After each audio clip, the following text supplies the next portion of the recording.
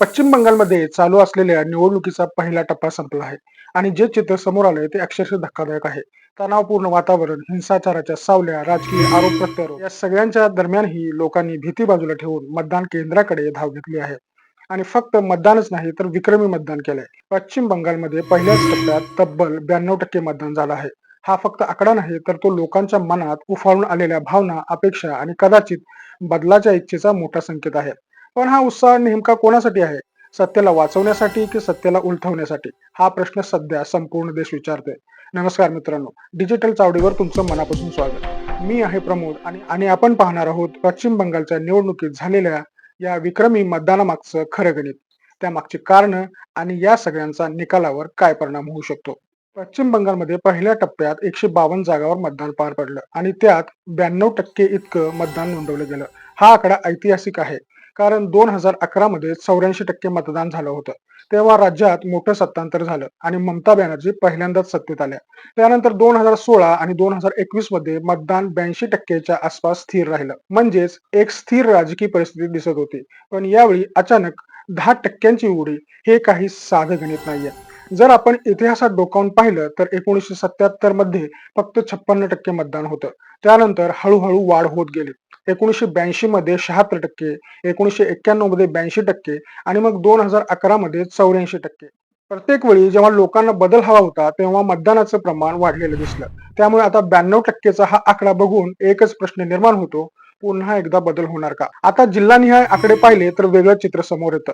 मुर्शिदाबाद, मालदा, उत्तर दिनाजपूर, बीरभूम यासारख्या मुस्लिम बहुल जिल्ह्यामध्ये 91 ते 93% दरम्यान मतदान झालं आहे. मुर्शिदाबाद मध्ये 66% मुस्लिम लोकसंख्या असूनही 93% मतदान झालं. मालदामध्ये 51% मुस्लिम लोकसंख्या आणि 92% मतदान. आणि तसंच उत्तर दिनाजपूरमध्ये 50% लोकसंख्या आणि मतदान झाले 92%. पण दुसरीकडे जिथे मुस्लिम लोकसंख्या कमी आहे तिथेही मतदानाचा उत्साह तितकाच दिसतो. दक्षिण दिनाजपूरमध्ये 95% मतदान झाले, जलपाईगुडीमध्ये 93%, झारग्राम मध्ये 92% आणि दार्जिलिंग मध्ये 88% मतदान झालं आहे. म्हणजे हा उत्साह सर्वत्रच आहे आणि कोणत्याही एका समाजापुरता मर्यादित नाही. यातून एक गोष्ट स्पष्ट होते, पश्चिम बंगालमध्ये यावेळेस सर्वच मतदार सक्रिय झाले आहेत. प्रत्येकाने आपला हक्क बजावला आहे आणि यामुळेच मतदानाचा इतका टक्का वाढलेला दिसतो. आता प्रश्न येतो, या वाढलेल्या मतदानामागचं खरं कारण काय असू शकतं? पहिलं कारण म्हणजे मतदार यादीत झालेला बदल. यावेळेस सुमारे 91 लाख मतदारांची नावं वगळण्यात आली होती. त्यामुळेच एकूण मतदारसंख्या कमी झाली आणि त्यामुळे मतदानाचा टक्का वाढलेला दिसतोय. म्हणजे प्रत्यक्षात मतदान करणाऱ्या लोकांची संख्या फारशी बदलली नसेल, पण टक्केवारी मात्र वाढलेली दिसते. दुसरं महत्वाचं कारण म्हणजे महिलांचा सहभाग. या निवडणुकीत महिलांनी पुरुषांपेक्षा जास्त मतदान केलं आहे. महिलांचं मतदान 92.69% तर पुरुषांचं 90.92% इतकं आहे. हे खूप मोठं अंतर आहे. महिलांनी मोठ्या प्रमाणावर घराबाहेर पडून मतदान केलेलं आहे. यामागे राजकीय कारणेही आहेत.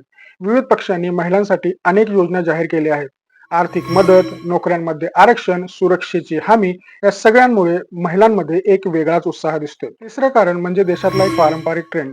जेव्हा मतदानाचा टक्का वाढतो तेव्हा तो सहसा सत्तेविरोधी नाराजीचा संकेत असतो.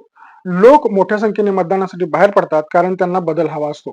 2011 मध्येही असंच झालं होतं. मतदान वाढलं आणि सत्तांतर झालं.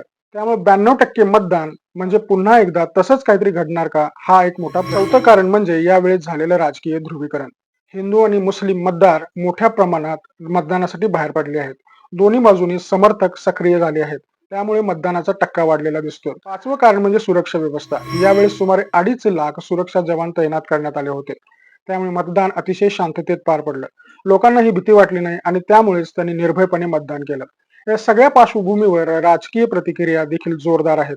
काही नेते म्हणत आहेत की हा बदलाचा संकेत आहे, तर काही जण म्हणत आहेत की हा जनतेचा विश्वास आहे. दरम्यान प्रचार ही जोरात सुरू आहे. रोड शो, सभा, भाषणं सगळं काही वातावरण तापवणार आहे. प्रत्येक पक्ष आपली बाजू मजबूत करण्याचा प्रयत्न करत आहे. आता दुसऱ्या टप्प्याचं मतदान 29 एप्रिलला होणार आहे. अजून 142 जागांवर मतदान बाकी आहे. त्यामुळे अजून चित्र पूर्ण स्पष्ट झालेलं नाहीये.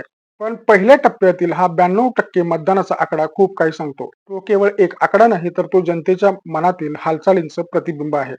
लोकशाहीत मतदान हा सर्वात मोठा अधिकार आहे आणि पश्चिम बंगालच्या जनतेने हा अधिकार यावेळी पूर्ण ताकदीने वापरला आहे. आता सगळ्यांची नजर निकालावर आहे. 4 मे रोजी जेव्हा निकाल जाहीर होतील तेव्हा या 92% मतदानाचा खरा अर्थ समोर येईल.